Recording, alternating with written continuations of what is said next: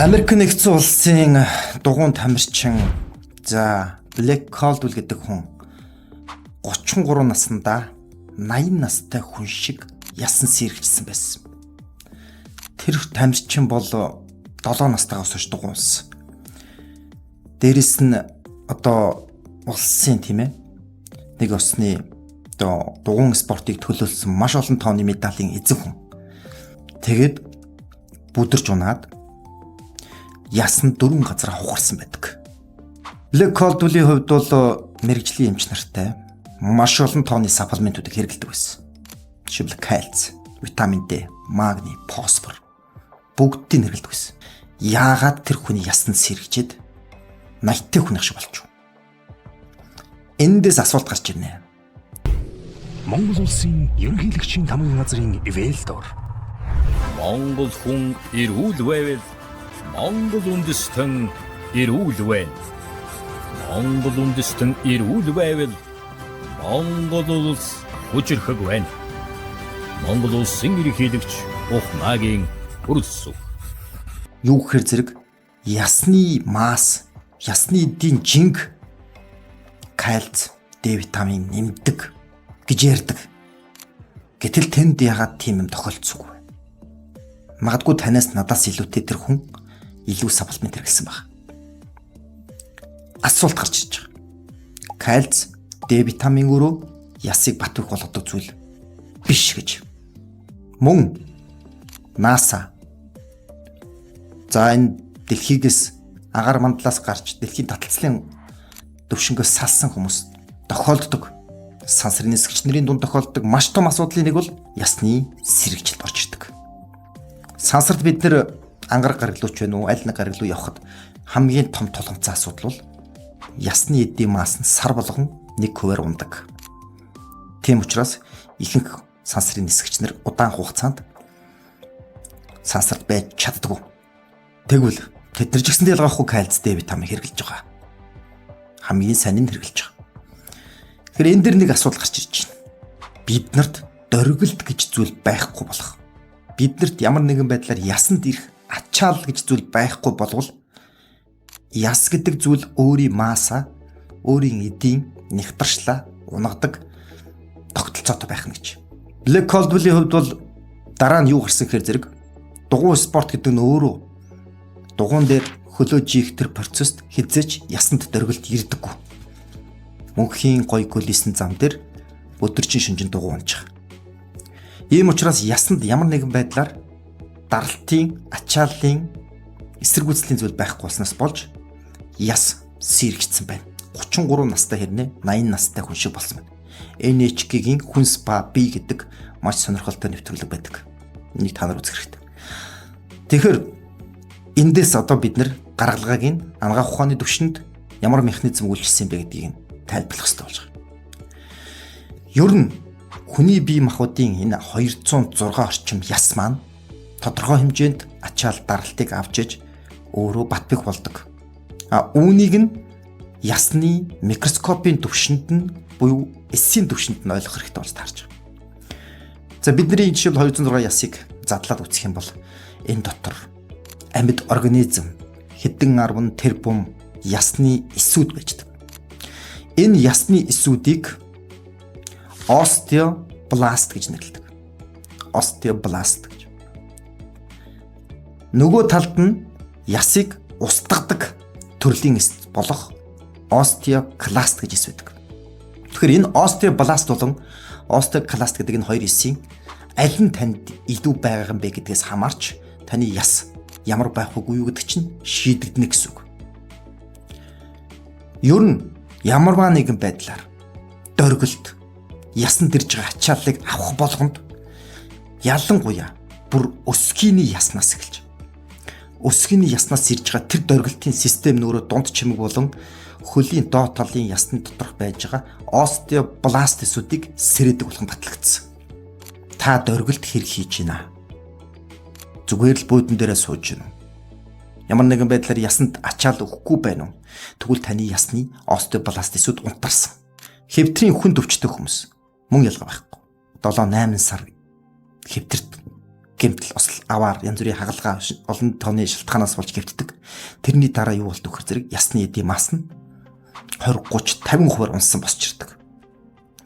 Өөрөлдөх юм бол тодорхой хэмжээнд бид нар даралт авч ижил тэр ясны эсэг шинээр үүсгэх остеобластист мэдээлэл өгч байгаа. Тэгэд ясан гэхээр зэрэг Black Coldwell-ийг эмчилгээ хийж эхэлсэн. Кальц, Д витаминыг өг. Юугаар эмчилгээ хийсэн гэхээр зэрэг яг одоо миний хажууд харагдаж байгаа дасгалаар эмчилсэн. 6 сарын дараа тэр буцаж 33 настай юм шиг ясанд очсон. Дасгалыг харж байхад бол ерөнхийдөө зүгээр л хөлийнхөө өсгөн дээр зогсоо байдалтай үсрэг дасгал хийж байгаа. Зүгээр л үсэрч. Энэ юу гэхээр зэрэг тэр хүний ясыг аврах цорын ганц арга байсан. Эндээс юу гэж гарсан гэхээр зэрэг бүх ясны сэргижилт, бүх ясны эдийн массыг авахыг хүсэж байгаа. Энэ ясны өвчнөөс сэргийлэх шиг одоо бодож байгаа хүмүүс байвал зүгээр л дөрг. Өсгийн ясан дээр ирэх даралтыг нэм гэж хэлж байгаа. Миний хувьд ч гэсэндээ одоогоос жил гарны өмнө төрнөгөн дээрээс үсрээд 2 өсгийн ясаа хуглаад гэртээ 6 сар гэвцсэн. Үүний дараа миний ясны эдийн масс үндсэндээ 20-30% унсан. Би энийг сүлд үзсэн. Ягаад гэхээр зэрэг би нэгдүгээр твцсэн, ямар ч даралтгүйсэн. Хоёрдугаар миний өсгийн яс гэмтэлтэй байгаа учраас би өсгийн дээрээ даралт авдаг, үсэрч дүүлэх төрлийн дэс ч гэдэг юм уу. Янз бүрийн гүүгч гэдэг юм. Дөргөх төр хөдөлгөөний ерөөс аваагүй. Одоо ч гэсэндээ миний хувьд тодорхой хэмжээний ясны алдагдaltaй явж байгаа. Монголчуудыг яагаад яс сайтай гэж ярьдаг вэ гэдэг асуудал гарч иж байгаа. Бид 13 дугаар зуунаас эхлээд морин дэлэн дээр, эмээлэн дээр, дөрөн дээр бид үргэлж зогсоод дөргөлт авчихсан. Асар их дөргөлт. Тийм болвол бидний одоо өвөө эмээнэр үед тийм үү 80 эрттэй хүмүүс шинэ шүдэн цасан цагаан яс үе мөчний өвчин гэж байдаггүйсэн. Бүгд дөргөлт авдаг гэсэн. Одооны хүүхдүүд бол бүгдээрээ ясны хувьд бол тэр үеийн хүмүүстэй харьцуулна шүү. Тэгэхээр дөргөлт гэдэг зүйл өөрөө остеобласт гэдэг тэр эсүүдийг чинь сэргээж байгаа гэсэн үг. Тэр үнэхээр гоё ястай, үнэхээр ясны массаа сайжруулъя гэж бодож байгаа хүмүүс ямарваа нэгэн байдлаар дөрөх хэрэгтэй. Жишээлбэл зам дээр явж байгаа тохиолдолд тийм үү? Фитнесийн зам дээр ч юм уу, гудамжийн зам дээр ч юм уу алхаж байгаа тохиолдолд яг зөв алхалт гэж юу вэ гэхээр зэрэг өсгийнөөс эхэлсэн байдаг. Үлмийн дээр биш. Өсгөн дээр эхэлж газартаад үлмий гэж гүүж гад ч гэсэн. Тэгэхээр аль болох бид нар одоо зам дээр ингээд хөнгөн зэрэг хөнгөн алхалт хийж байгаа. Дээрэс нь дөргиж тэр замыг так хийж алхаж байгаа хүн хоёр хэн нь илүү ястай байх вэ гэхээр зэрэг тэнд даралт авч байгаа нь илүү авч байгаа гэсэн. Энийг мэддэг системийг ойлгодог хүн л энийг мэднэ. Тэгээ би жишээлбэл бизнес зам дээр бол нэлээд системийг ойлгоцсон улсуудыг харахад бол тэгж харагддаг. Мөн бүжигчд мөнхийн хөл дээрээ байнгын бүжиглж тэ одоо ялангуяа нэг товчлуур бүжиг гэж байдаг шүү дээ. Өсгийгөөр тактук хийж ядаг. Ер нь миний анзаарж байгаа тохиолдолд энэ ахмадын бүжигт явдаг хүмүүс бол жирийн ахмадуудтай харьцуулшгүй том ясны масс их сайтай байдаг. Шүү манай нэг ойрын хамаатны өнгөхэд л одоо 80 төгсөж байгаа хүн ясны хагалгаанд бас нэг өвөл гэмтээд ялтж хугарсан. Тэгээ маш хурдан босоод ирсэн. Босоод ахмад настангууд нь бол 4-5 сар түүнээс дээш хугацаагаар ясанд буцаж ийм байдалд орохгүй байна. Тэгэхээр ихч маань яасан бэхэр зэрэг орой болгон бүжигэнд явдаг гэсэн. Хөлийн өсгөн дээр даралт авдаг гэсэн. За тэгэхээр хоёр дахь том ойлголтын дээр хөр зэрэг одоо бид нар даралт авахгүй болчлоо л. Даралт авахгүй болчингууд остеобласт гэж хэлж чинь одоо ажиллагааг болж эхэлж штэ. Мэдээл ирэхгүй болчлоо. Энэ чинь мэдрэлийн системийн нарийн уялдаа холбоо байж байгаа өсгийн яснаас ихсэн мэдээлэл.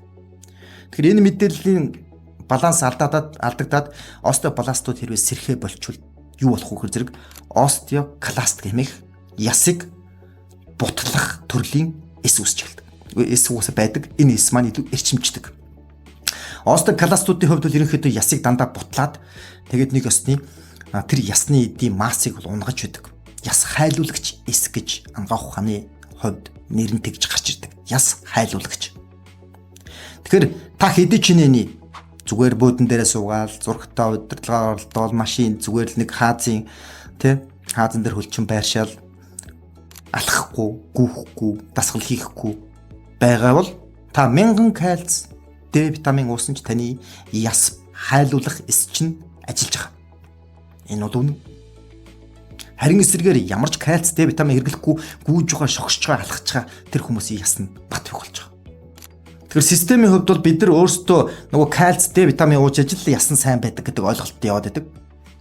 Гэтэл төдөө байгаад орж болд яс кальц, Д витамин гэж юм мэдэхгүй хүний ясыг нь очиод шинжилгээгээр рандомор үзэхэд тэр хүн энэ хотод саплементийн хэрэглээ хандсан хүмүүсийн дунд 2-3 дахин илүү яс сайтай гараад идэг. Гэхдээ би кальц, Д витаминыг бол 100% үгүйсгэж байгаа юм биш. Та тодорхой хэмжээний хэрвээ кальц, Д витаминыг хэрэглэдэг болон тодорхой хэмжээнд заавал дөргөлтийг ясанд өг гэж хэлэх гэдэг. Ингэм бол энэ өөрөө арга биеийн онлоор бол 50-50% нийцэж таны яс 2 дахин илүү хурдан сэргэжлээс аврагдана гэсэн. Ер нь ясны сэргэжилтийг бол чимээгүй тахал гэж ярьдаг. Хүн болгон энийг ярьдаггүй. Яагаад гэвэл яс өөрөө өвдөлт мэдэрдэггүй, өвдөлт зовөр байна гэж танд хэлдэггүй. Зөвхөн ямар үед хэлдэг вэхээр зэрэг унж бэртэх үед амархан хугарчдаг. Энэнгүү л илэрхийлэгддэг. Тийм болохоор чимээгүй тахал гэж ярьдаг. За кальц, Д витамины хувьд бол ер нь ямар заалтуудаар ямарыг нь хэрэглэх ёстой бэ гэж. Дангац кальц өөрөө бас 100% ясны бүтцэд нөлөөлдөг гэж бас үзэхгүй байгаад байна. Сүүл үед. Яг тэгэхээр ясны үндсэн цагаан эдүүд бол үндсэндээ остеобласт хэмээх тэр ясыг бүтээдэг эсүүдэд маань ганц кальц бас байгаад хангалтгүй. Илүү олон төрлийн минералууд, найрлууд хэрэгтэй болж таарна гэсэн. За энэ олон төрлийн минералууд, найрлууд гэхээр зэрэг кальц, фосфор, селен, зис гэд бүх төрлийн минералууд байгаа. Энэ минералуудын холимог байх ёстой. Ингэж байж таны яс бүтгэх процесс чинь хурдсна гэсэн. Зөвхөн кальц гэдэг ойлголт бол ясны үйл ажиллагааны яг маш том хэмжээний барилгын материал боловч нөгөө олон зүйлүүдтэйгээ нэгдэж байж ясаа бүтээхэд тэн туслана гэсэн. Тийм болохоор аль болох олон төрлийн найрлагт, минералд энэ мульт минерал гэдэг энэ үгийг сайн толгоондоо хийж ав. Ер нь бол 70 гаруй төрлийн эрдэс гэж байгаа. Хамгийн сайн кальцийг юу вэ гэдэг асуудал гарч ирж байгаа. За миний хувьд бол маш олон төрлийн кальцийн бэлтгэлүүдийг хэрэгжилж байсан. Гэхдээ хамгийн сайн кальц бол үндсэндээ байгаль дээр маш олон тооны эрдэсүүдийг нийлүүлж чадсан тэр кальц бол корал кальц гэж хэлмээр байгаа. Корал кальц гэдэг нь яг уу шүрэн кальц гэсэн үг л дээ. Ер нь шүрэн арлууд далай доор байж байгаа тэр шүрнүүд чинь яг хөөр зэрэг хэдэн сая жилийн туршид хоригдлагдсан эрдэс минералуудын нэгдмэл учраас илүү олон төрлийн минералуудын цогц комплекс гэдэг утгаараа ясны чинь маасанд бол маш сайн нөлөө үзүүлж байгаа. Тэгэхээр энийг бас бодолцох хэрэгтэй. Зөвхөн кальц бас дангаараа нөлөөлөхгүй. За тэгэхээр хоёрдугаарт нь бол витамин D-ний асуудал. Витамин D бол өөрөө кальцийг чинь яс руу оруулж өгөхөд тусалдаг гүүрийг үүсдэг, үүрэг гүйцэтгэж байгаа. Мянган сайхан кальц хэрэглээд та D витаминг бол таны яс руу кальц очихгүй. Энэ зөвөрлөгч маш чухал үүрэгтэй. За тэгэхээр энэ тусдаа энийг бол дараа нь ярина. Кальц болон D витамин талаар. Өнөөдөр ярих гол чухал зүйл бол ерөөсөө та хөдөлж байвал, та ясандаа дөргөлт өгж байвал таны ясны масс чинь тэр нөгөө олон саплементүүдийн хэрэгцээтэй хэрэгцээгүйгээр буцаад хийм болох боломж танд байна. Тэгэхээр явж нөгөө дасгал хөдөлгөөн чинь буцаад энэ бүх зүйлийн хариултан дээр орж ирж байгаа. Яг гэвэл энийг бурхан цаанаас нь ингэж бүтээсэн байна. Тэгэхээр эрүүл ястай байхыг хүсчээвэл дасгал хөдөлгөөнд цаг зарцуул. Өөр арга байхгүй. За баярлалаа та бүхэнд. Монгол улсын ерөнхийлөгчийн тамгын газрын Ивэлдор. Монгол хүн эрүүл байвал Монгол үндэстэн эрүүл байна. Монгол үндэстэн эрүүл байвал Монгол улс хүчрхэг байна. Монгол улсын ерөнхийлөгч Ухмаагийн Хүрэлцэг.